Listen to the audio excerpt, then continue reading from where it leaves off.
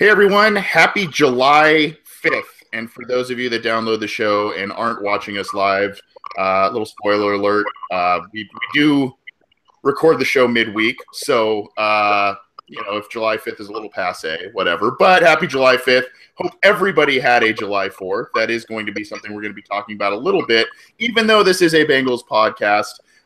We're kind of in the dog days of summer. We're a couple of weeks away from training camp, and on the Orange and Black Insider, we've been talking a lot about current players, roster battles, what to look for in training camp. This episode of the Orange and Black Insider is going to be a little different, and we'll get to that in just a second.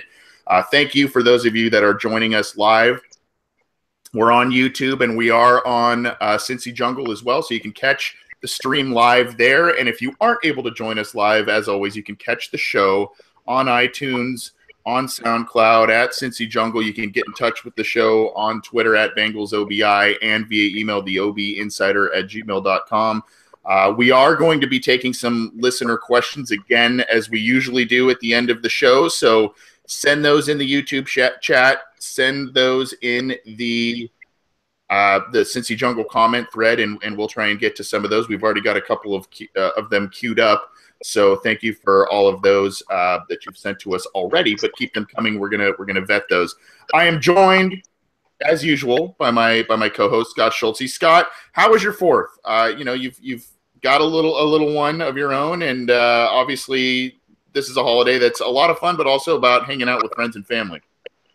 Yeah, it was pretty good. It's kind of different now that we are, I guess, technically adults by age. It's kind of nice. Because I look at it more, it's a day off work and, day to take the, kids to a parade or whatever.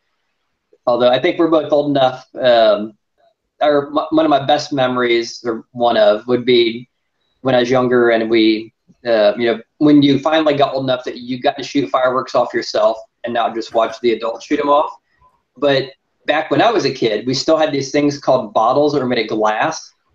And not these cheapy plastic ones. And so you put bottle rockets actually in these glass bottles. And that was the whole point of a bottle rocket. I don't think you can do that anymore. I don't know if it'd melt the plastic, but yeah, I remember out on the street, setting glass bottles down and lighting bottle rockets, because that's why it's a bottle rocket.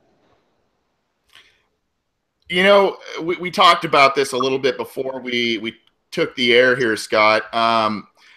Where I live is they clamp down a little harder on recreational fireworks usage from non-professionals. Usually all the shows and everything that go on are done by communities, cities, that sort of thing. So, I didn't really get to fire any off, and not, there's still some people that smuggle some contraband and do their own deal. But is it a little different from where you live, where people can kind of do their own deal in that regard?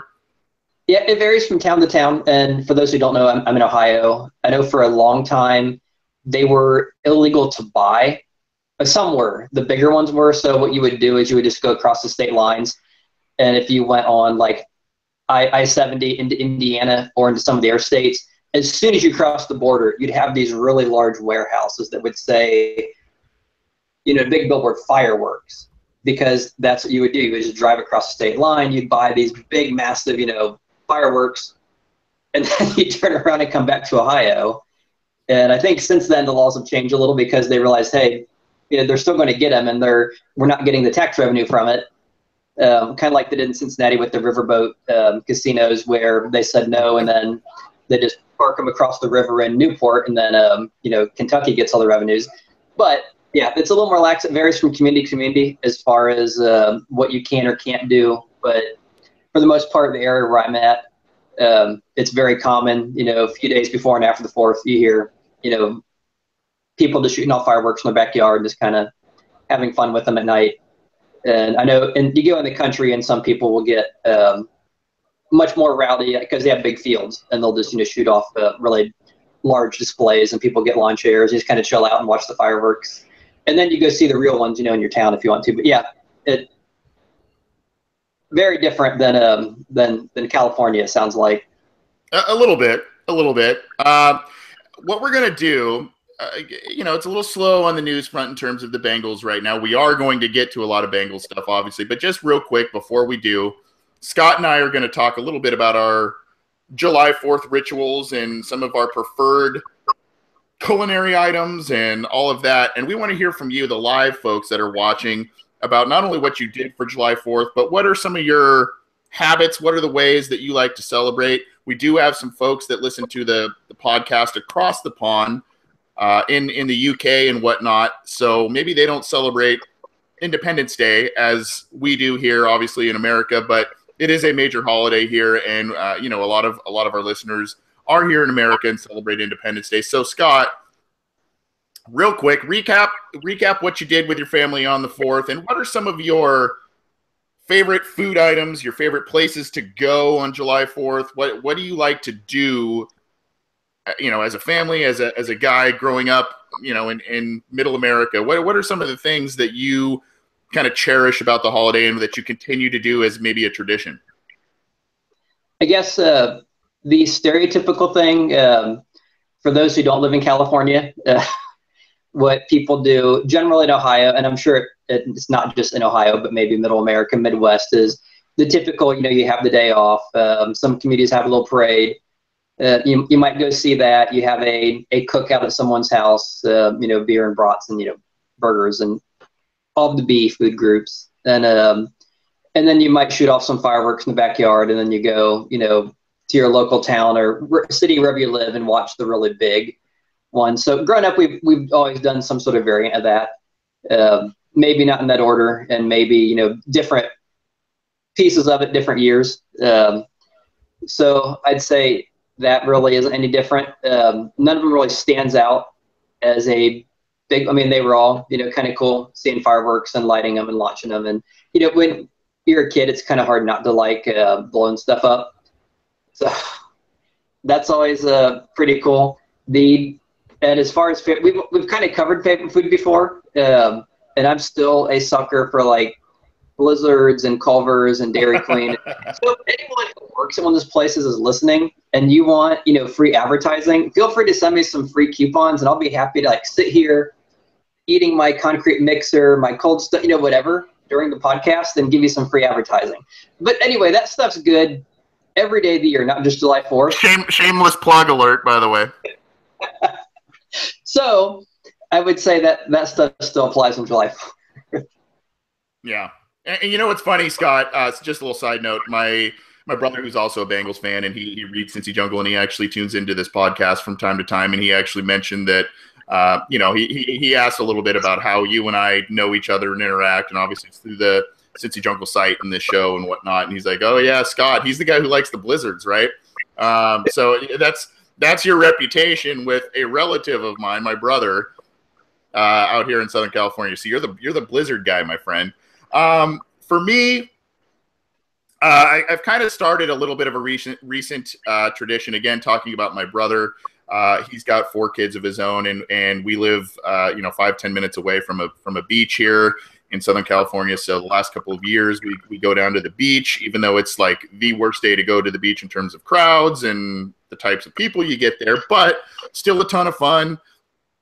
Hot, and it's a great day to get in the water, do some surfing, do some body surfing, all that kind of stuff. So we do that. There's also usually a sandcastle contest, so his kids get into it. As some of you might know, I have a 4-month-old now, and it was basically his first time down at the beach, and so we got to take him down there, and that's one of our traditions. What happens in the evening's a little different. Sometimes it's a barbecue, sometimes it's hanging out with family, hanging out with friends, just kind of depends. But always some good adult beverages are in the mix, as is sun. And an unfortunate tradition of mine, because I'm a relatively fair-skinned guy, and even though I get a lot of sun here in Southern California, sunburns are an unfortunate tradition of mine in July 4th. But still a great day, great time with family and friends. You and I both have little ones, so it's pretty cool now that we get to kind of maybe change a little bit of the traditions because of that. But we want to hear from you, even though this is a Bengals podcast. We're still celebrating America one day later, and we want to hear your favorite drinks, activities, what you do with family and friends. If you don't live by a beach, do you go by a lake and go on a quote-unquote beach there and hang out? We want to hear from you. Just let us know through the show on the YouTube chat, the Cincy Jungle chat. We're monitoring that. We do want to hear from you and see how you spent your 4th of July. Greg L. already in the YouTube chat says, basically beer, pools / beaches, barbecue, and fireworks. I mean, that's about as all-American as you can get. And I think a lot of people do that. Obviously, there's, all kinds of stuff that people do when they go to the beach, the pool, paddleball and beach volleyball and all that fun stuff. But we all hope you had a safe and fun 4th of July, no matter how you spent it. Again, we'll be monitoring. So let us know, kind of how you spent your 4th and what you usually like to do, because we are interested in what our listeners like to do and what our fellow Bengals fans do. Hey, if it is Bengals related somehow that you spent your 4th of July, let us know, because Scott and I would really like to maybe integrate some Bengals type of activity in our July 4th celebrations, I'm sure. Again, this show, you can download the show on SoundCloud, on iTunes. We're on YouTube, and you can get our material on Cincy Jungle. You can get in touch with the show at Bengals OBI on YouTube, on Twitter, and via email, theobinsider@gmail.com. We are taking listener questions, so submit those in the YouTube chat and to our YouTube or Cincy Jungle comment stream. We're going to be looking at those. We want to hear from you. Scott, I think what we're going to spend the bulk of today talking about is you and I are both history buffs, both in terms of academics and just general interests. So we're going to talk a little history, but it's going to be Bengals-related history. And I got to give a tip of the cap to Jim Ozarski of the Cincinnati Enquirer. And not only because, he's a media member of the local Cincinnati media that gets a lot of access to quotes and interviews and all that sort of thing that not everybody is privy to. So, we lean on him for that. But, again, not a ton of, training camp news at this point because we're a couple of weeks away. Jim Ozarski has come out with a very interesting series, and it basically ties into the Bengals' 50th anniversary as a franchise, and I found it very interesting. And it centers around the whole Paul Brown, Bill Walsh, Sam Weish, Mike Brown, the whole type of thing, and obviously the direction that both the 49ers and the Bengals went as franchises in the mid to late 70s and on, especially throughout the 80s when Walsh was the coach at San Francisco. For those who don't know, I mean, Scott, I guess we could give a little history lesson. You and I, when all of this stuff happened with Bill Walsh, the Super Bowls and things of that nature, I was around for them. I wasn't around in terms of when Walsh was with the Bengals and all of that. But for those who don't know, maybe you're on the younger end of the Bengals fan spectrum, that sort of thing. Bill Walsh was actually an offensive assistant with the Cincinnati Bengals, and essentially was passed up for a job that he thought was his in terms of a head coach in the mid-70s for a guy that Paul Brown favored, and Bill Tiger Johnson. And Bill Johnson was one of those loyal Paul Brown guys, and I think a lot of people in that building, when it came time for the team to make a coaching change, I believe it was when Paul Brown stepped down as the head coach himself of the Bengals, a lot of people, including players, thought that it was going to be Bill Walsh's job to have, and it wasn't. And there's a lot of different things from that point, that period, I believe it was in 1976, that created a very interesting time in football. And Scott, what we're going to do is we're going to create a number of hypothetical questions based on if the Bengals went with Bill Walsh, what would have happened, all of that kind of stuff. But you had some interesting things to say, I guess, to kick off this segment on Bill Tiger Johnson and maybe the parallels with his, I think he was with the team for about 3.5 seasons, and Bill Walsh's. Now, I know and doing a little bit of research myself on Bill Tiger Johnson, he was 18-15 with the Bengals and never made a postseason appearance, or never led them to a postseason appearance. He did have a 10-4 record on his resume, but other than that, largely unimpressive, I guess. He resigned after the team started 0-5 in his final season, and the team went, I believe it was with Forrest Gregg after that. So I'm kind of rambling a little bit. I want to get your thoughts, at least to start this segment off, Scott, with that initial decision from Paul Brown to go with Bill Johnson and Bill Walsh, because you had mentioned those two teams, the 49ers and the Bengals, kind of had some early parallels, at least in terms of performance. Now, I will start this off by saying you had me very excited at the beginning of this segment because we were just talking about 4th of July. You mentioned history, how we're both history buffs. I'm like, oh, okay, now we're going to dive into, the deeper American revolutionary stuff, how the war really wasn't about taxes, about representation, and we're really going to get into this whole, the Federalist Papers and, yeah. Anyway. You're speaking my language, my friend. You're speaking my language. I get you. We're geeking out today. I get it. I get it. That being said, we have a different history lesson, probably more relevant, which would be the Cincinnati Bengals. So in that regard, yeah, that was one thing I was kind of looking at just to get a feel for the timeline of what happened and kind of the initial look back at how that played out. And obviously in hindsight, it's very easy to look back and say, oh my gosh, Bill Walsh was great. What kind of moron would not hire this guy? But it's very easy for us to look at, 20, 30 years later.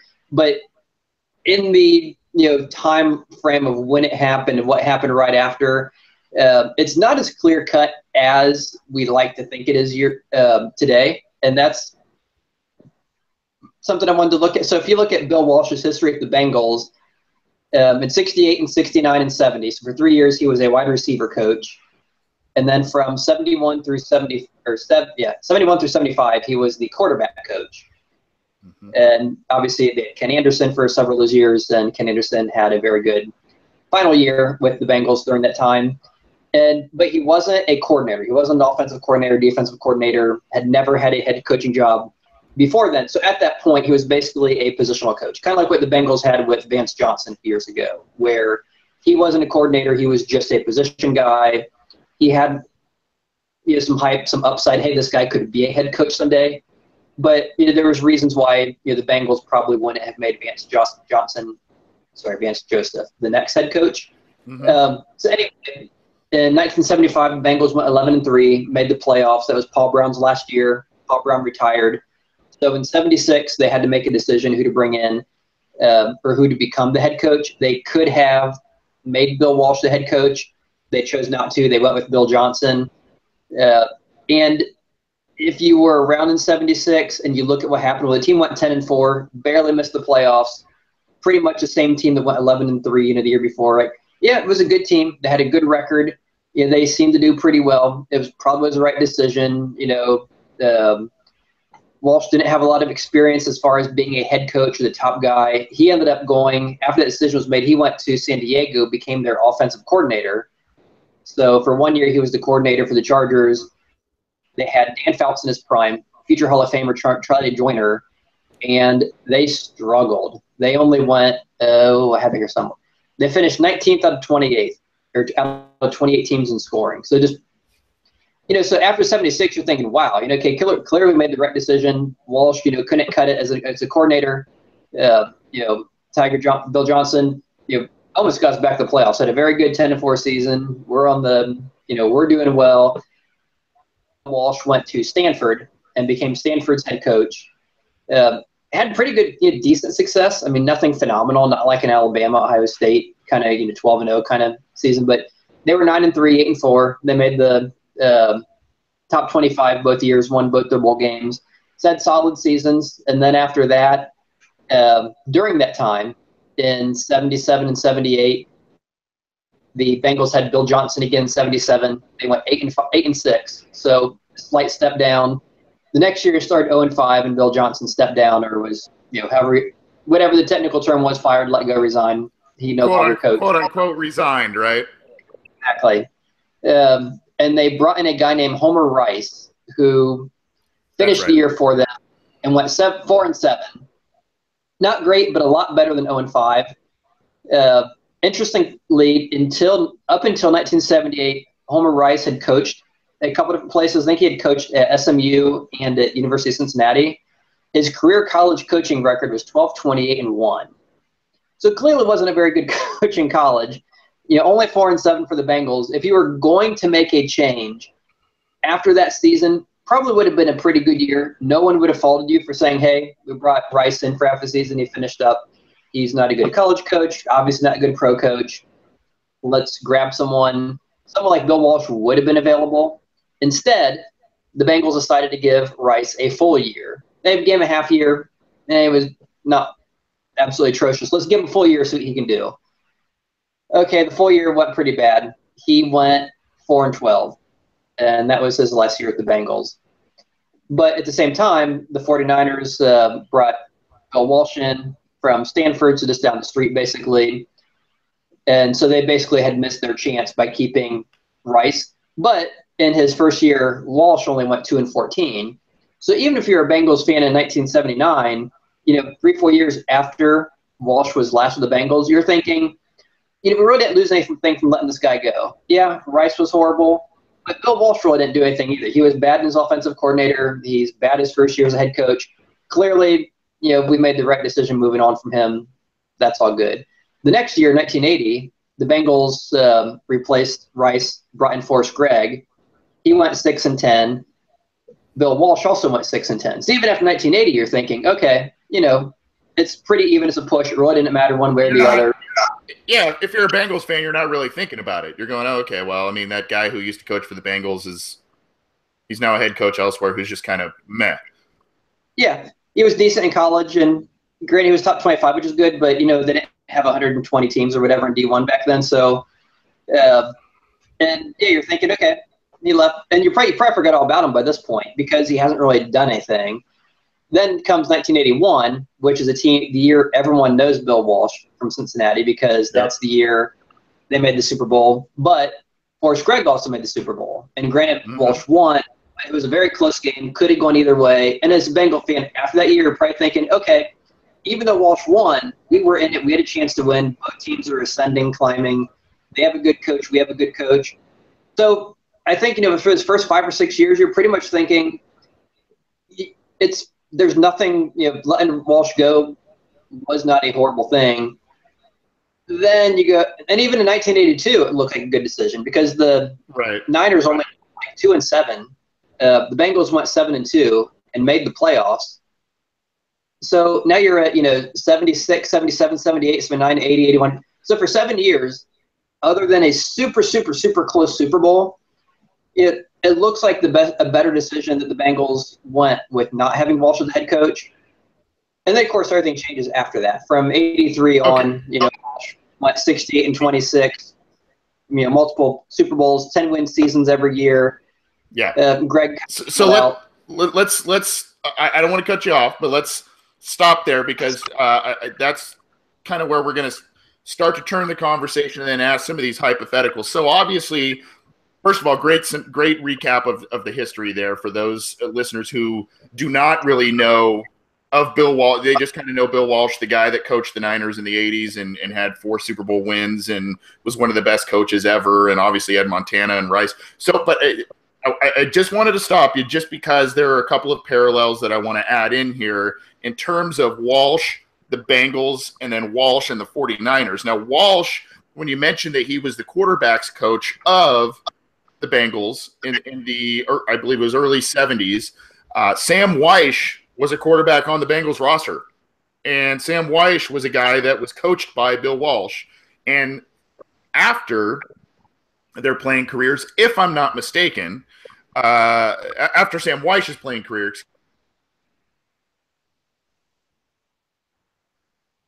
I believe kind of a general assistant coach on the offense to the Bengals at that point. I could be wrong on that.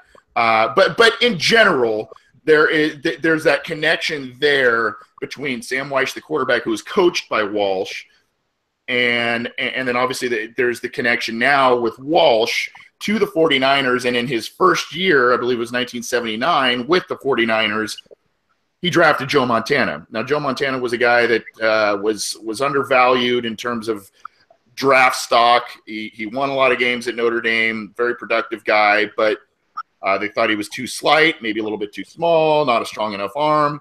And now we're talking about him as potentially the best quarterback, if not the best quarterback. Potentially the best quarterback, or one of the top 3 best quarterbacks in the NFL. So now, as you chronicled through the Tiger Johnson, Homer Rice, Forrest Gregg years, that to me, what you just pointed out with the stats and the records and all that, that's very interesting to me. But where the story gets really interesting, Scott, is, and I'm sure you have more to say on this, and I want to hear it, is when Wyche took over as the Bengals head coach, and obviously Walsh is still in San Francisco at that point. Kind of recap that for us a little bit. And obviously one thing I want to throw out is you look at Sam Wyche's coaching record with the Bengals. I believe he was 61-66. And you look at Bill Walsh as the San Francisco 49ers head coach. At least I believe its regular season record is 92-59-1 with those 3 Super Bowl championships. So obviously you then look at that period and you go, okay, that's where the disparity happens, right? Yeah, I think obviously it's very hard to look at that, that era after Walsh kind of had his great run and say, man, it'd be wonderful to have him there. And that is where the big separation comes. And obviously as a Bengals fan, in retrospect, you would love to have Walsh during that period because of everything he did. And I'm sure that, since you kind of talk about how certain people in Cincinnati thought Walsh was going to be the head coach, they clearly saw some of that in Cincinnati. The interesting thing is, because it took him all those 5 or 6 years to have that run of success, would the Bengals have stuck with him that long? And I know obviously Mike Brown sticks to Marvin Lewis forever, but it is very interesting to ponder, would Mike Brown have stuck with Walsh, someone who it's kind of there's reports they kind of butted heads and didn't really see eye to eye all the time, despite the fact they had a working relationship and had success. Would he have stuck with him for 5 or 6 years during that period where he was basically honing his craft, becoming a head coach, kind of getting his feet wet at Stanford? And it's interesting thing, this guy was an amazing coach, had amazing offense, but yet when he had these, 2 great Hall of Fame caliber players in San Diego, couldn't do anything. And so it kind of makes you feel, okay, it probably took him a few years to figure out what he was doing. And I think Bengals fans kind of hope that we have the same thing with Zampese, that he's figuring things out, and hopefully year 2 looks nothing like year 1 in a positive sense, not a negative one. So you kind of wonder, since they were a team that had just come off a playoff appearance, they were 11-3 in '75. It makes you kind of wonder, okay, if Walsh would have, and I think this is one thing that I think the answer is probably no. That if Walsh was there, had a few years where he wasn't doing as good as Paul Brown had done when Paul Brown stepped down to kind of at the height. Okay, I've built this team up. We're a playoff team. Now I'm stepping back. If Walsh had taken over and didn't have the initial success like they did that first year in '76, and then those couple years Greg had, I think they probably would have let Walsh go, and he would have been successful somewhere else. Yeah. Yeah, and just to correct myself, I said that Sam Wyche coached under Bill Walsh with the Bengals. That's not correct. I was half correct. He did coach under Bill Walsh, but it was with the 49ers as an assistant coach from 1979 to 1982. It wasn't with the Bengals. But like I said, he was a player pupil of Walsh with the Bengals during Walsh's time as the team's wide receivers coach, and then subsequently the quarterbacks coach with Wyche there. So I think from there, a lot of Bengals fans, even the newer, younger Bengals fans, kind of know a little bit as to what happened in the 80s. Walsh got 2 Super Bowl wins against the Bengals. Those 2, it was Super Bowl Super Bowl 17, Super Bowl 16 or 17, Super Bowl 16 and Super Bowl 23.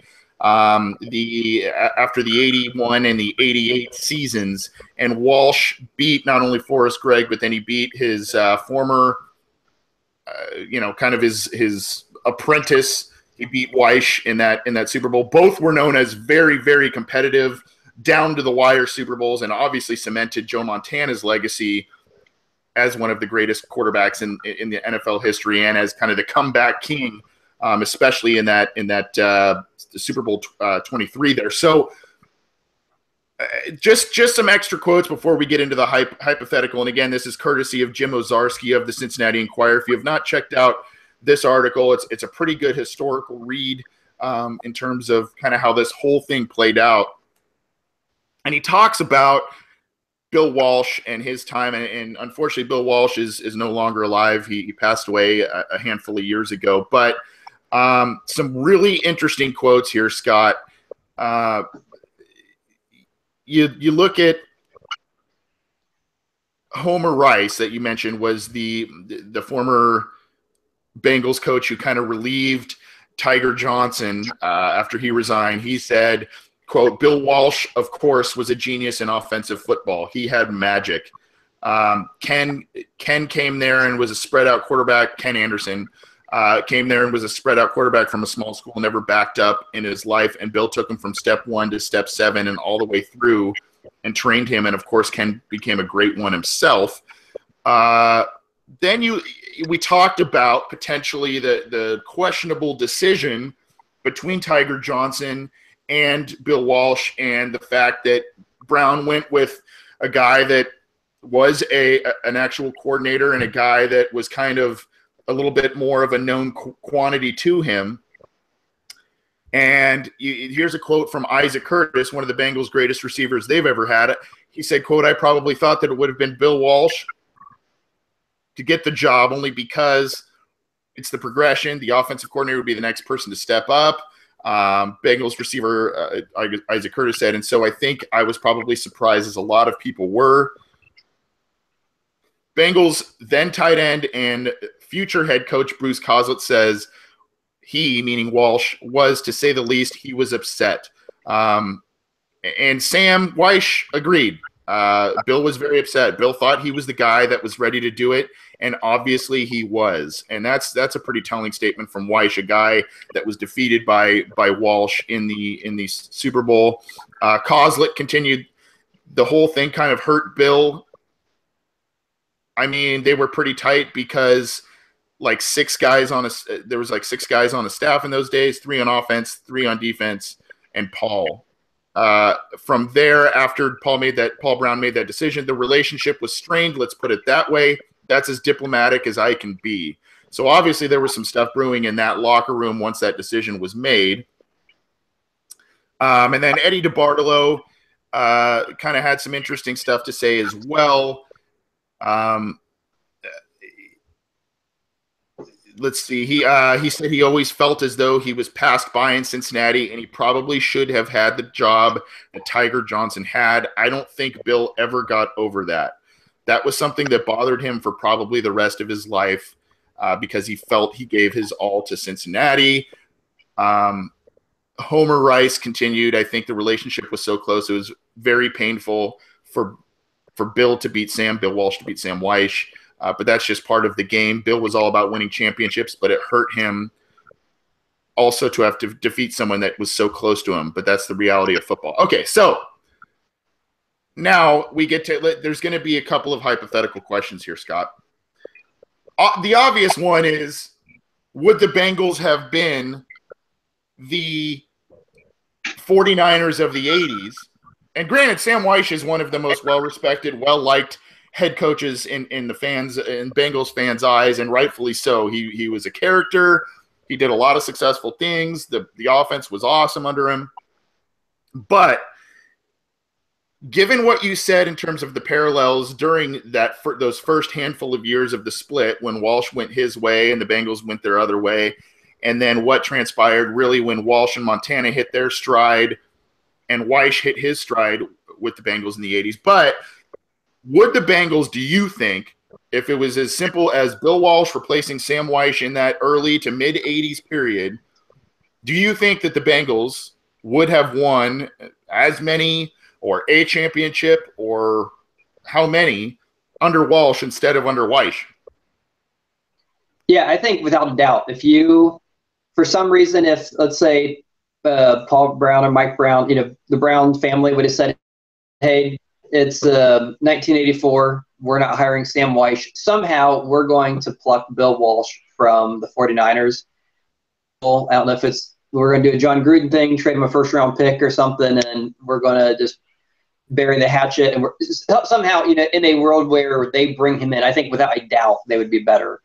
And I think part of the reason why I think that's a very easy decision is, as much as the Bengals fans love Sam Wyche because he did get to a Super Bowl and he was a very strong personality. I mean, people loved him for the way he'd run up the score on the Houston Oilers. They loved him for his comment he said about, hey, you don't live in Cleveland. Those kind of things when you had those big rivalries in the division. I think that still resonates with fans. They really like him for it. They're very memorable. He had that great run in '88. That being said, and he only ever had three winning seasons in his 12-year head coaching career. That also includes his last few years in Tampa, which just kind of shows how far a Super Bowl gets you. One Super Bowl appearance basically erases the fact that, okay, he had a career losing record, 84 and 107 for his career. Only 2 appearances in the playoffs, only three winning records in 12 seasons. But that kind of gets overlooked because he did make that one Super Bowl. So you take that one Super Bowl out and you kind of look at what Sam Wyche had done, the body of work that he has, and the body of work that Sam. Sorry, my mind's going crazy. The body of work that Bill Walsh had, Walsh and Wyche. It's a tongue twister. It's a tongue twister for sure. Yeah. And no comparison in the 80s that Bill Walsh would have been a better option. Just like how you could argue there would have been better options for music in the 80s than 80s music. But that's another discussion. Some people disagree with that too. But that being said, I think that without a doubt, Walsh would have been the better choice. Okay. If that was feasible. And interesting comment from Michael Myers in the chat room. He disagrees with the notion that the Bengals would have had the same degree of success as the 49ers did under Walsh. He said, I say no because the Browns wouldn't have spent the money the Niners did when there was no cap rule. The Brown family is kind of what he meant. He said the 49ers were the reason the NFL brought in the cap rule, or part of the reason, I should say. Agreed there.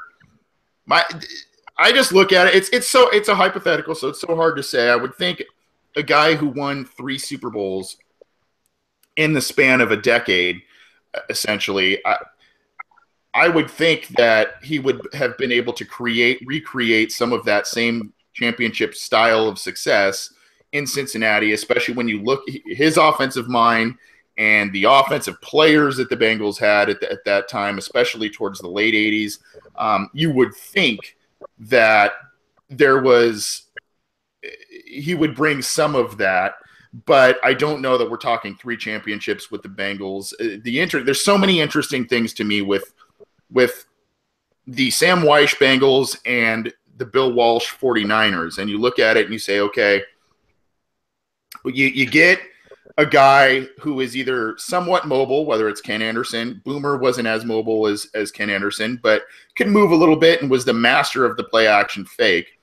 You get a receiving running back. The 49ers had Roger Craig and the Bengals had James Brooks. You get the Bengals had the best offensive tackle that has ever suited up in Anthony Munoz. They had a Pro Bowl guard and Max Montoya. So they had a lot of pieces, and a lot of what Sam Wyche implemented especially with Boomer Esiason, was stuff that was West Coast style that Bill Walsh kind of was the innovator of in San Francisco. So there's a lot of stuff there. Now, the other hypothetical, not so much, I guess it would be as akin to winning championships, but there's a lot of things, and Homer Rice in these quotes from the Cincinnati Enquirer said so, but obviously Walsh made a lot of good steps with Ken Anderson, and Weish did a lot of good things with Boomer Esiason.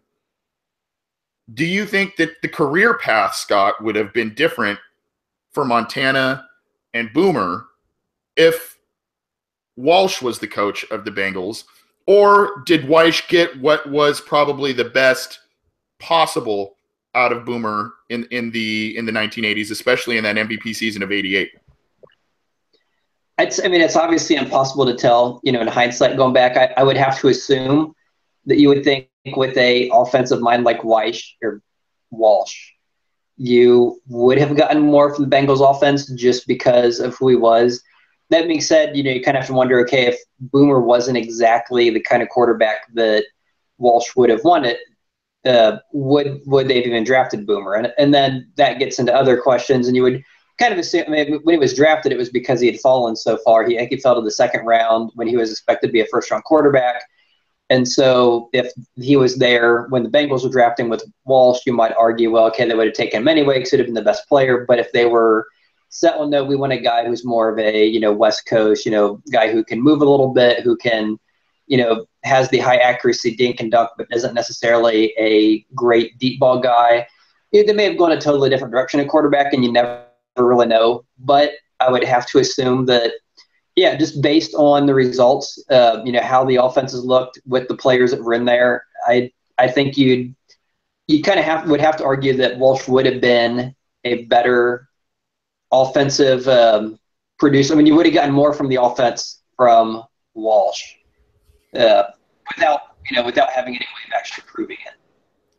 Which is saying quite a bit, because especially in that '88 season, that and even into I believe it was 1990, the Bengals offense was really clicking well. Obviously, James Brooks, Ickey Woods, there's Tim McGee, Rodney Holman. A lot of very good players, a lot of Pro Bowl players, aside from some of the others that I mentioned, that are some parallels between those Niners teams and those Bengals teams in the '80s.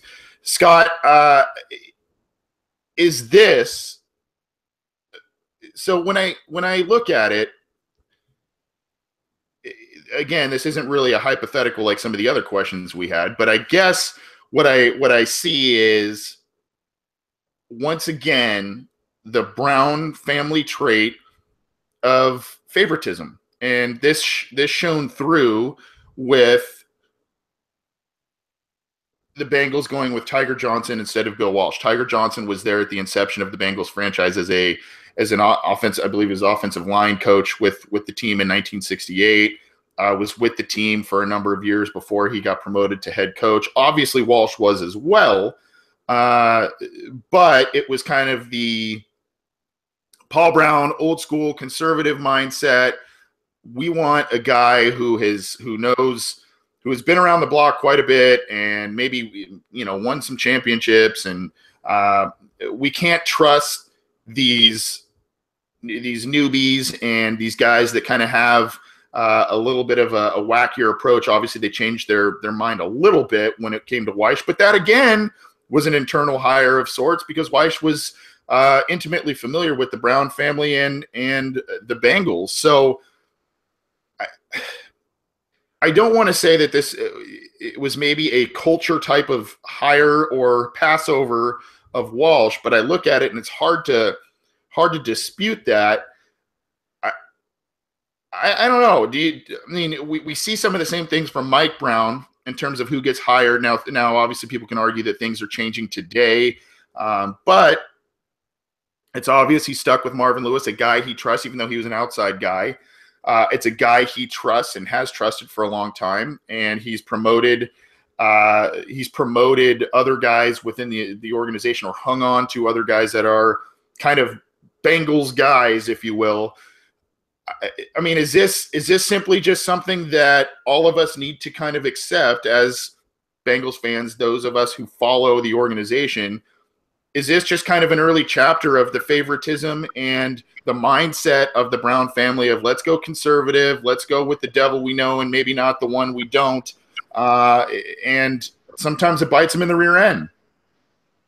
Yeah, and I think you see this I mean, there have been many times where they made decisions that kind of made you wonder uh, if that was, there's something obviously more than just what you see on paper or just what seems kind of like the obvious thing. And you can look back when they hired Dave Shula. I mean, that was a big one. He had, had the lineage. He had the family name. His dad had won a Super Bowl, had a really good career. So they bring him in because of that, not of anything he had ever done. But kind of the old school, old football mentality. He's a NFL family, and when they do that, the guy who they supposedly had interviewed but passed on was Bill Cowher. And of course, we all know how Bill Cowher did versus Dave Shula in their NFL careers. So you could argue there was another one, passing on Walsh or Johnson and then hiring Dave Shula and passing on Cowher. And I mean, you see it today too with some of the players. And it's interesting how Marvin Lewis, even though he was not part of that at all, he has kind of that similar mentality, and he kind of gets knocked on it for favoring the veterans and the guys who practice right. We're going to start, Robert Gathers over Dunlap, even though the Gathers can't, pressure anyone, and Dunlap is in the backfield all the time, even though we never let him play. And they did that with Antoine Odin. We're just going to keep him out there forever, and we're going to keep Ray Maluga out there forever, even though he runs maybe just a tick faster than I do, which isn't saying very much. And so you just kind of, and it's decisions that he makes because, well, that's kind of my guy. And it just seems to be a Bengal thing. I'm sure it's not just a thing the Bengals do. I'm sure other teams have done it too. But with the Bengals, especially with the head coaches, when you see the guys they passed on and the guys they kept, that huge disparity between success, it kind of makes you cringe knowing what possibly could have been. Of course, that's assuming they would have kept the guy and made the hiring choice and kept the guy long enough for him to have the success that he had elsewhere. But, it is interesting to ponder. And since we have months until camp, we have to ponder something. Yeah, and again, that's the thing with hypotheticals. You look back in the rear view and you go, okay, what could have happened? And that should be on the Bengals team crest or the Brown family crest. What could have happened? And I love that you bring up Cowher. I love that you bring up other guys that were passed over, because that's kind of the crux of these hypothetical questions, which is basically, does the Brown family provide a culture and an atmosphere for guys that could have been easily a head coach for the team? Do they provide the culture that these other teams or other owners provide those guys that they've passed up that ended up having success? Do they still provide that culture that would allow these guys to be as successful potentially in Cincinnati as more so than a Weish, more so than a Marvin Lewis? And, that's kind of the question of the ages. Now, I think, as I mentioned just a minute ago, we think that things have changed in terms of internal practices and how the front office trusts Marvin Lewis and how they operate, as opposed to what they did 20, 30 years ago. You just have to wonder. A guy like Walsh was in Cincinnati's doors. I mean, he was with them for years, and they don't take him. And not only does he win 3 Super Bowls, he wins 2 of them at the hands of the Bengals. So you just kind of look at it and you go, well, I mean, you have to hope it's either a long span of bad luck that's going to run out at some point, and the Bengals will finally, get on a streak of some good luck, or they need to, once again, reassess the practices and how they build a team, how they approach everything, and really get to become a team like the 1980 49ers, the 1980s 49ers, the Steelers of not only the 70s, but of recent years as well. I think that's just kind of the core of this entire history lesson, if you will, is kind of just how the Bengals operate, and if they are giving their coaches everything they need to be able to create a championship team. And again, it's kind of, I don't know. I mean, from the outside, you see it and you go, well, probably not. But I don't know. Any additional thoughts, Scott? I just think one thing you mentioned, that culture, and I think Mike Brown would like to win. I mean, you would hope that if you own an NFL team, you would like to win.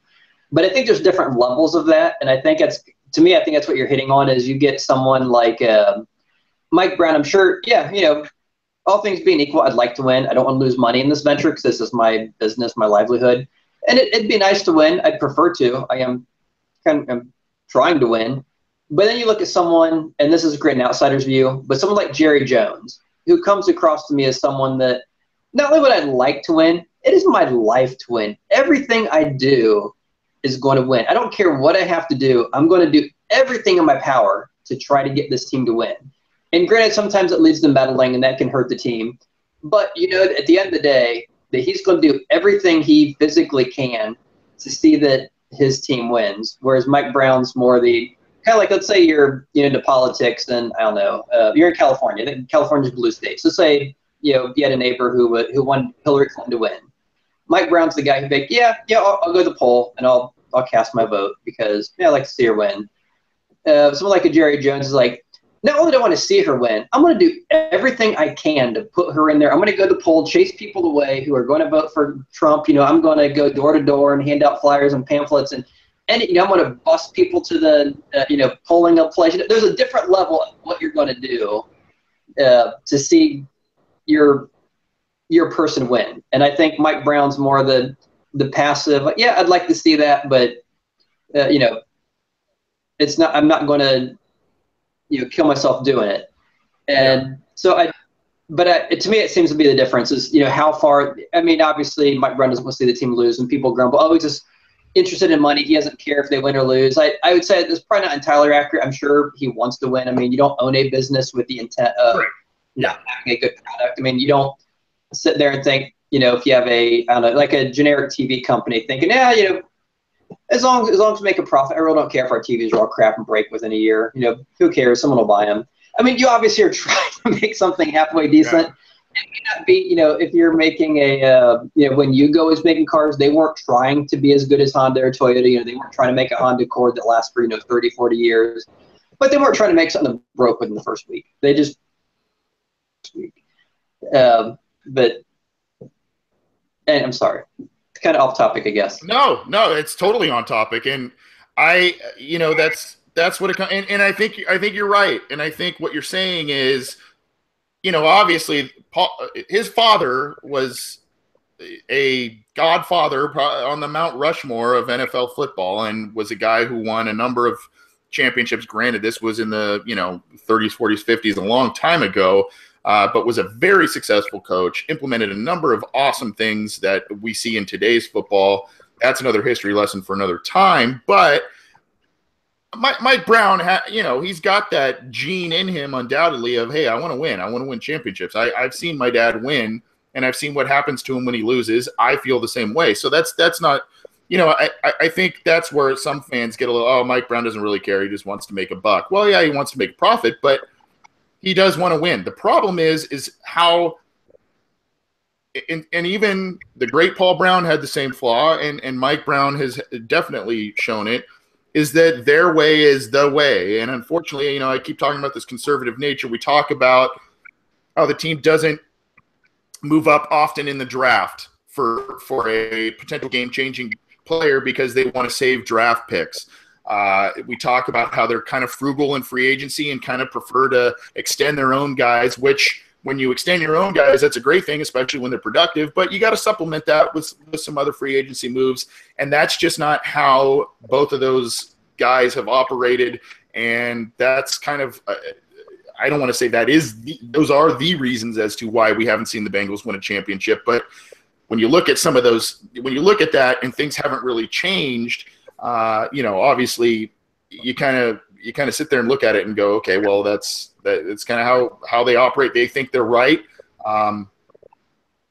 And you got to hope that at some point that strategy pays off, but it hasn't. One little interesting hypothetical that we saw, or that I saw on the YouTube chat, was again from Michael Myers, who said, he just kind of mentioned the Browns, and we can sit here and say the Sam Weish, Bill Walsh discussion, but obviously what if the Browns didn't move and kind of stuck with Bill Belichick, who had struggled for his first couple of years, had a decent season. His last, I believe it was his last year there, or second to last year there. What if they had stuck with Bill Belichick and let him build what he built in New England? And we might be seeing a very different franchise there. But that's our history lesson for this week's episode. What do you think?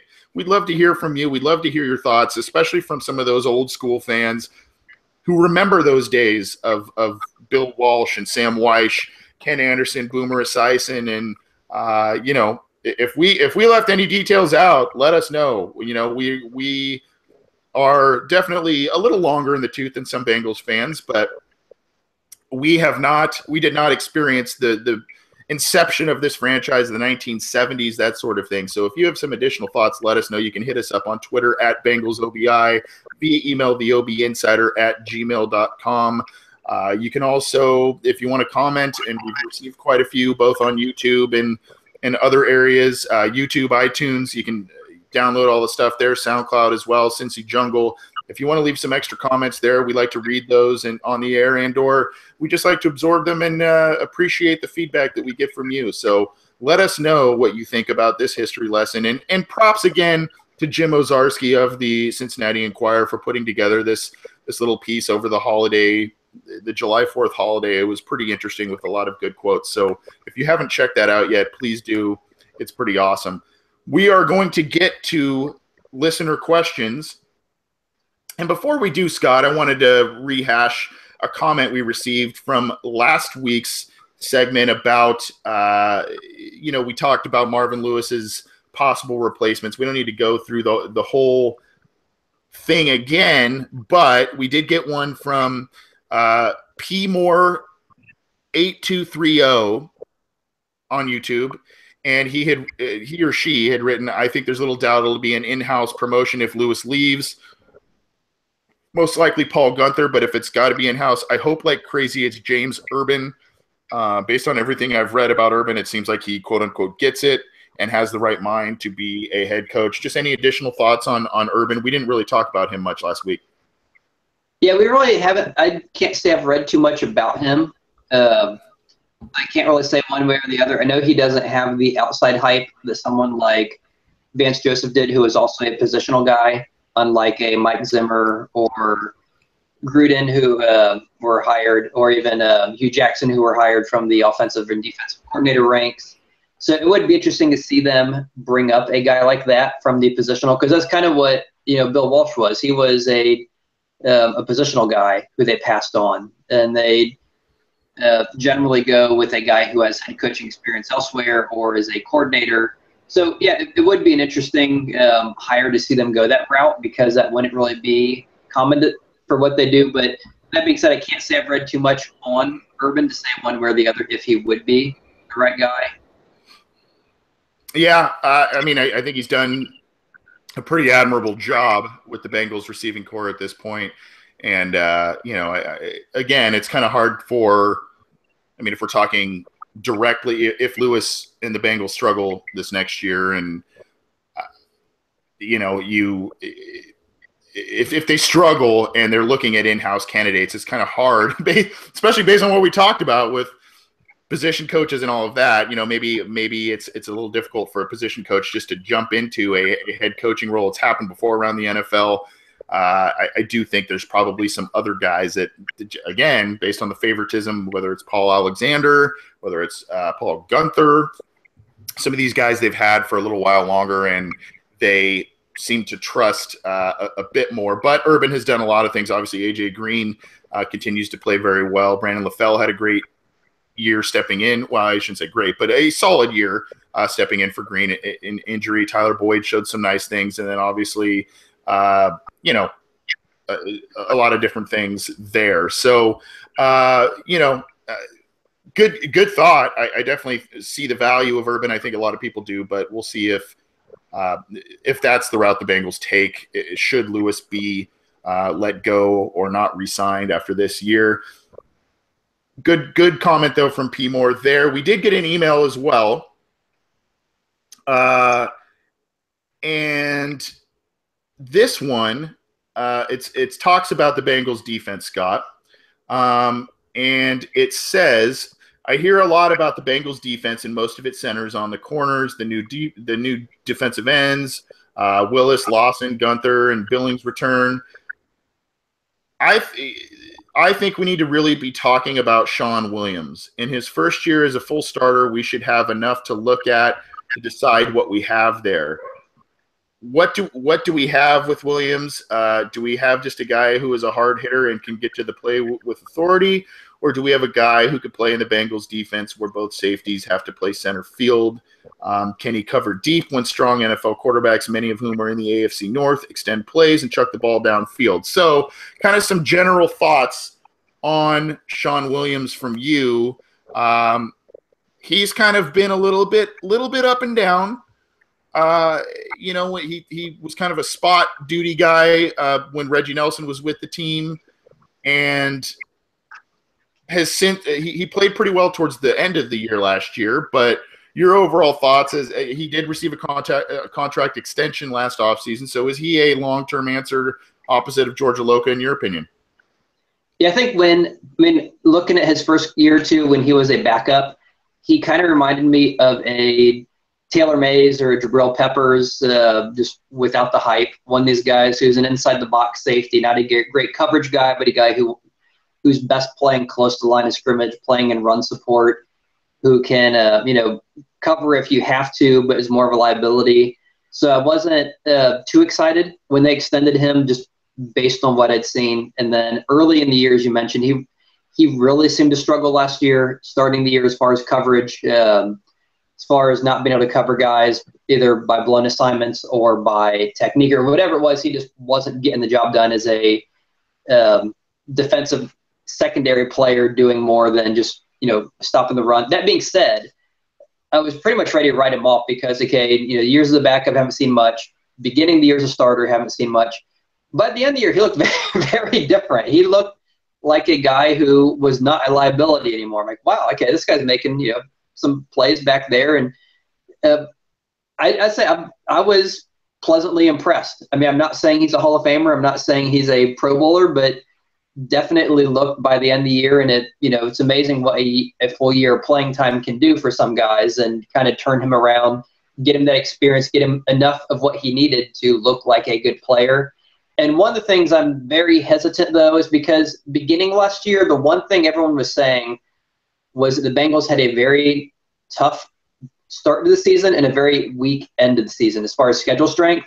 And so some of the players who look good at the end of the year, I'm very hesitant to say they turned the corner, only because we were playing some, on average, some worse teams to end the year. So it's really hard to say. I mean, he did look better. I'm not ready to say it's because all of a sudden it clicked and he is a great safety, but I don't want to say it's only because of the competition was worse.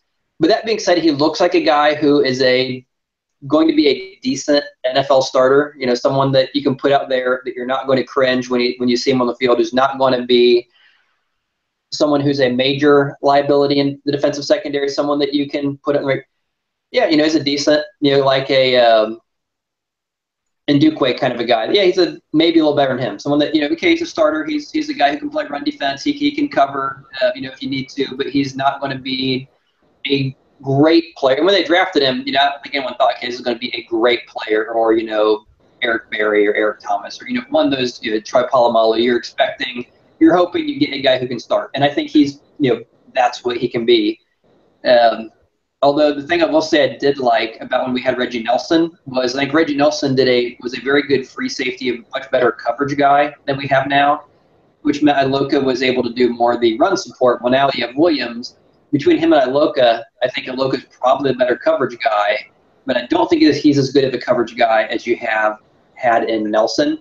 So I think we are, with the two of them, we have two guys who I think can do a decent job up close, but we don't have that true, Ed, granted, as I say, Ed Reed, but obviously no one has an Ed Reed except, but someone like that. No one's going to look at these guys and say, wow, they have that great, rangy, deep, kind of like in the draft this year they were talking about with Malik Hooker. He's, had that upside.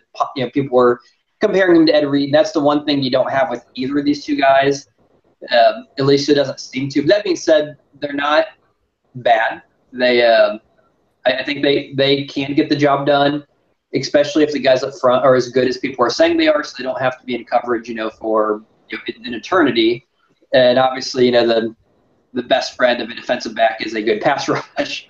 Yeah. And so if the pass rush does what it's supposed to, then it really won't matter as long as they're not horrible. They're going to be. I think they can be good enough.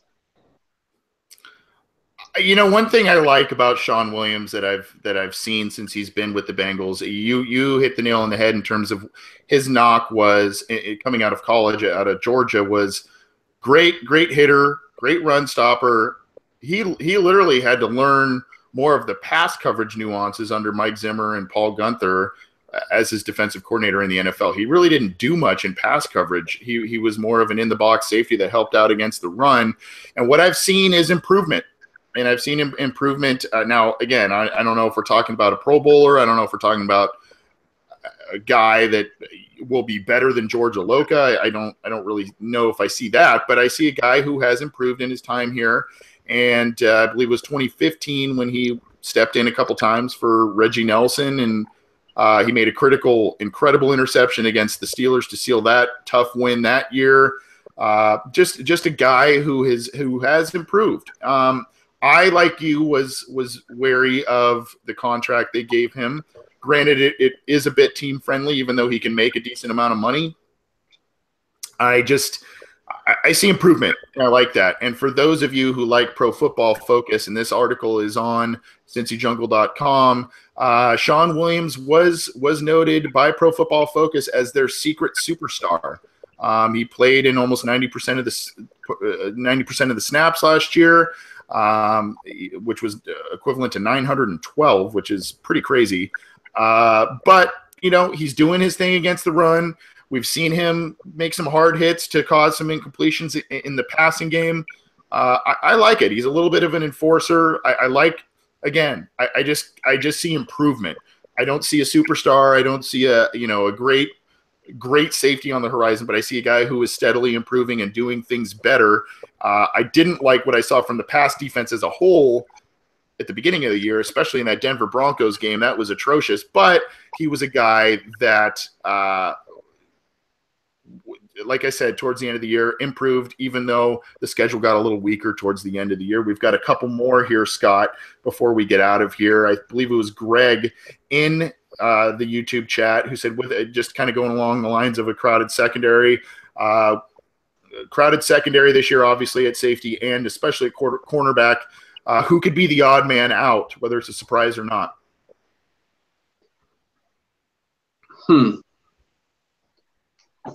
That is a good question. I mean, it's obviously not going to be Kirkpatrick. I mean, the easy answer would say, someone could say Adam Jones if we think they're ever going to cut the guy. If they don't cut him, then you figure, okay, it's not going to be Kirkpatrick. I don't think they're going to cut Denard because they just signed him to the option. Actually, I'm just saying this because I'm trying to think who's in the secondary. Not Iloka, not Williams just talked about. They seem to like Fedulum. I think when they drafted him, a lot of people were kind of hesitant to think he'd be more of a special teams guy, but at least everything they've said is that they like him as a guy who can be a backup safety. But of course, I like all these people. I don't know if it's Josh Shaw, Kavari Russell. I think all those guys, there's a lot of guys who are on the fence, but they're all pretty – as of right now, I guess I don't know. I'd have to look at the roster and try to wrap my head around who's there. If they're going to keep 8 or 9, who would be that guy. So as of right now, I'm going to pass it to you. Okay, I'm going to say, and I've said it a couple times on some Cincy Jungle mailbag posts that I do on that site. I've said it a couple times now over the past couple of months, and mine's Darren Smith. I really like the guy. I think he was a guy that I thought, and our friend Joe Goodberry, who's been on this program before, was very high on Darren Smith when the Bengals drafted him. He was a guy that probably should have gone at least a round or two higher than when the Bengals drafted him. But he hasn't shown the same, like he's been a fill-in guy a couple of times. He hasn't shown the same type of ability to make a play like a Sean Williams had at safety. Obviously, a very different player, not the same build as Sean Williams, but still, I specifically remember being in person at that Broncos game, and Darren Smith had a couple of not great plays that day, as did basically anyone in that secondary. But you mentioned they like Clayton Fedulum. They drafted Brandon Wilson this year, who's a guy that can he played corner, he played safety, he returned kicks at Houston. That's a guy I think that could maybe push a guy like Darren Smith off of the roster. And Brandon Wilson was a guy that the Bengals made that rare move up to get. They traded up to get him because they really liked him. So I like Darren Smith. I'd like to see a way that they can keep like a lot of these guys, if not all of them. But there just might be a couple of names like that is unfortunate that they don't make the team. So that's a guy I see. Let's go with one more here, Scott. I believe it was from Evan in the chat room, Evan Hill. Does Willie Anderson or Andrew Whitworth end up making the Hall of Fame? I'm going to say no. I think both are deserving in many respects. I think the lack of success of the Bengals in terms of championships and the fact that they are not a huge market team kind of limits their spotlight in terms of national media. And I think also what hurt Andrew Whitworth specifically was the fact that he played in a division with Joe Thomas, another excellent tackle, but a guy that was drafted high. Jonathan Ogden, I think, was at the tail end of his career when Whitworth was there, another guy that was drafted very high. So he just got overshadowed in the division, even though he played very well. I say no. Willie Anderson probably has a better shot than Whitworth does. I just think they're both in the eyes of voters and all of that. I think they're probably in that quote unquote hall of very good, maybe even like Ken Anderson. What do you think? Yeah, I just had to look up Anderson because I think he's been I know I'm not using the right term, a quarterfinalist. I know he hasn't made the final cut. The one right before they get in. We did a write-up on that a few months ago. I forget the exact terminology when they make like the finals and the semifinals. As far as the players who are being elected to the Hall of Fame, he's always been on that initial list and never gotten all the way down to where he's one of the final guys being voted on. So at least he's getting some recognition, but it doesn't seem to be getting any better. And obviously the farther away you get from your career, the easier it is for people to forget about you or people who remember you to retire and new people, someone like Connor, who was on our, once he's working in the sports media, he's a young kid. He was probably born after Willie Anderson retired. Yeah. And I'm just, nothing to get, I'm just saying it because the younger generation doesn't know the older players as well. So, your chances obviously get less and less. That being said, I think he deserves it. He has 4 Pro Bowls, 3 first-team All-Pro selections, and it should be higher. The only reason he has that few is because that kind of coincides with when the Bengals got halfway decent. His first Pro Bowl was in 2003, which was, I think, Lewis's first year. And before that, the team was atrocious. But yet he was still, keeping the quarterback upright. He was, the lead blocker, helping Corey Dillon get those huge, career days and, tons of yardage. And you think, okay, on a team that horrible, how is Dillon getting all this yardage? Great, Dillon was good, but it helped to have someone that good in front of him. I would love to see him get in. I think he deserves to be in. I don't know if there's an outside chance that some way they can get him in. But I think he has a better chance than Whitworth, just because Whitworth was overlooked for so many years, even for Pro Bowl selections. Whitworth was always a guy who, by Pro Football Focus and everyone's like, this is a great player, went that whole year, didn't get a single sack, and still wasn't All-Pro. And there was just nothing he could do to get the recognition he deserved. And Leon Hall was a guy who was like that before he had all his injuries, who was a very good corner that just never got his recognition. And because the team wasn't winning and it's a small market, I think at the end of the day, neither probably gets in. Willie has a better chance, is probably more deserving. But Ken Anderson's probably more deserving too. And if he can't get in, then it just makes you wonder who can get in unless you're without that Super Bowl. Yep. And Willie Anderson, to your point, Willie Anderson played, I believe he was drafted in, was it 96? Yeah, so he played his first 7 seasons on Bengals teams that were largely pretty terrible. and didn't get the recognition that he deserved. And unfortunately, for those who love Pro Football Focus and respect what they do, a lot of those metrics in terms of what was available then were not talked about during the early parts of Willie Anderson's career. Obviously, he was a major factor, not only in the games that they did win and in the first 7 years of his career as a Bengal, but obviously the big ones they won in the early part of the Marvin Lewis era. Very good player, vastly underrated. I think obviously if he played for another team that was more successful, especially early in his career, he would probably get more mention to this. And that's what irks me about the whole Pro Bowl process, the Hall of Fame voting process. Unfortunately, some of the voters and whatnot are guys that, they really follow the big names. They follow the teams that win the championships, and they don't really dig into the weeds in terms of some of these guys that are good players that maybe haven't been on high profile teams, winning teams. And I think Willie Anderson, unfortunately, was a guy that was part of that, and it falls into that. And I don't think he'll make it in the Hall of Fame. Good question, though. And I think hopefully, especially as some of these voters do get younger and do look at some of these analytics like Pro Football Focus, Football Outsiders, that sort of thing, as they look at some of those analytics, that's going to help some of these guys that maybe were on poor teams, but they just continue to play very good football. Maybe that gets talked about more in the years to come in terms of voting guys into the Hall of Fame, because there are guys out there that probably deserve to be in the Hall of Fame that aren't because of just a lack of interest or a lack of knowledge of the player and the team that they played for. So shame for those two. Probably deserving, probably won't get in. Thanks for all the questions tonight, folks. Do you have another thought, Scott? I mean, that reminds me a lot of baseball, because you see that a lot in baseball. The guys who win the Gold Glove Award are generally guys who had good offensive numbers, which has nothing to do with how they play on defense, but they kind of know the name. And since you have the Anaheim Angels hat on, I'll mention the LA Dodgers closer, Kenny Jansen, recently complained that some Dodgers didn't get in because the fans didn't vote, didn't stack the ballots enough in their favor, which I think is a very absurd thing to say, and it just kind of points out the kind of silliness of how some of those things are selected, because it's all popularity. There was one year, years ago, Jose Canseco made the All-Star game.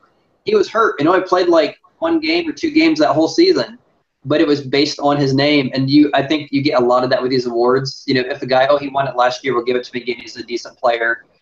And it's really hard to, before and not that Pro Football Focus is the best metric, but it's a metric. It's a step in the right direction, kind of like baseball has, but the WAR and everything else, all these additional things to try to figure out, okay, how much all these things really play in, their defense, their speed, they're getting picked off, they're getting on base, and kind of that, you see that with football. And your point, I totally agree. If they had something like that 10, 20, 30 years ago, if you could retroactively apply that, someone like Willie Anderson clearly deserves in, because, and some of the guys who are in, you'd kind of cringe thinking, oh my gosh, how did we let him in? But he was a big name. People knew him for whatever reason. His team was good, and he just kind of rode the coattails of that into all the awards. And so, yeah, it's a very subjective thing. It is kind of cool that the metrics are taking some of that out of the picture, which that's kind of funny when you hear someone like Marvin Lewis say, oh yeah, that's a bunch of crap. I just, we're going to kind of be old school, because obviously, if you just kind of hang on to those old ways and ignore that modern technology, yeah, I'm just going to march into the battle in a like Civil War, straight lines with musket balls. We'll go charge up against those guys with machine guns. We'll be fine. We don't need that modern junk. And I also think too that the criteria that voters would use for Hall of Fame voting would be, it's especially when obviously Pro Bowls, you look at a guy, he had 10 Pro Bowls in 12 years, and in the 80s and 90s that usually meant quite a bit, and those were a bit more deserving. Now you look at guys that make a Pro Bowl that maybe don't have a Pro Bowl to their name because they either back out or because they don't want to play in the game anymore and all of that. That's going to really muddy waters, I think, down the road for Hall of Fame voting. And it's going to be interesting to see, maybe a guy only has 3 Pro Bowls to his name in 10 years of playing, but he was a guy that should have made 7 or 8 Pro Bowls and he gets in, and vice versa. So I think that's going to be interesting because players are now kind of standing up for themselves in terms of the league's all-star game and not playing. And, there's the 5th alternate is a guy who starts sometimes for Pro Bowl teams. And that just, that's going to really make things interesting for voters as some of these guys retire. Yeah. And there's a reason they don't let fans, draft NFL. And same reason, like, we'll let them vote for the All-Stars or whatever, and even, like, the sports writer fans vote for the Hall of Fame.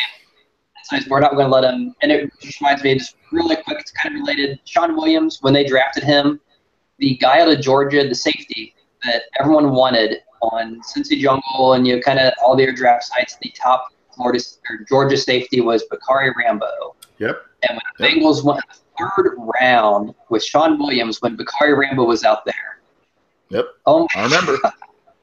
Everyone's like, "What is wrong with this team? Like, he's not a coverage guy. We need a guy who can cover. We need safety, defensive back." This team, like, they have no clue what they're doing. You go 4 years later. Sean Williams is now a starter. Had a solid, decent.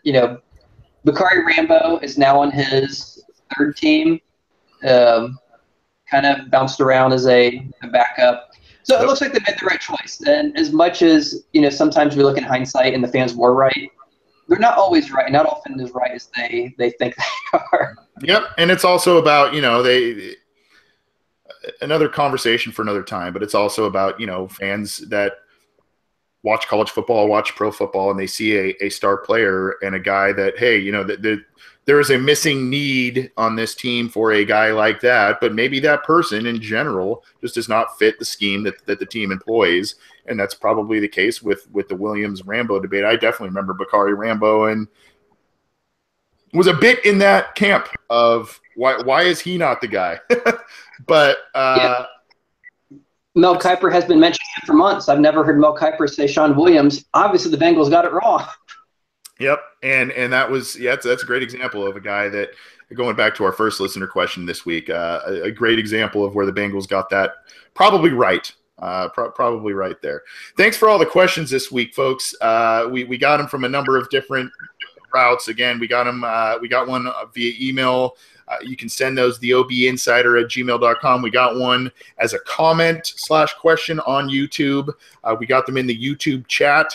So send those there. If you have not subscribed to the Orange and Black Insider, either the channel on SoundCloud, the iTunes subscription, or our YouTube channel, please do so, especially if you like what we're doing and want to talk Bengals, want to hear about Bengals. We'd love to interact with you. We appreciate all of the feedback, all of the questions that you would have given us.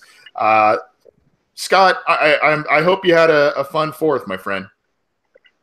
Yeah, it was good, and I'm looking forward to meeting next week so I can tell you how good my 13th was, or 11th, or whatever. That's right. We may have another history lesson or 2 on the horizon for those who liked our little trip down memory lane, and for those who didn't. But we may have another 1 or 2 of those as training camp nears. But we are getting so close to that. We want to talk old school Bengals. We want to talk this year's Bengals squad. Obviously, we want to talk all things Bengals on this show, and we appreciate the things that you listeners have sent our way. Just a couple of little side notes before we sign off. There's a couple of listeners and or people who tune into the show that talk about, when will this show be available on Google Play? When will this show have a potential call-in number so we're not just reading texts or emails and whatnot? Granted, keep sending them regardless if we have a phone number, but we're working on that. And once we do, we will get that to you, and we will make that available to you to call in and or get the show in a variety of different ways. So just keep your eyes and ears open for that. We'll let you know as that develops. Those requests for that have not gone unnoticed, and we wanted to let you know that.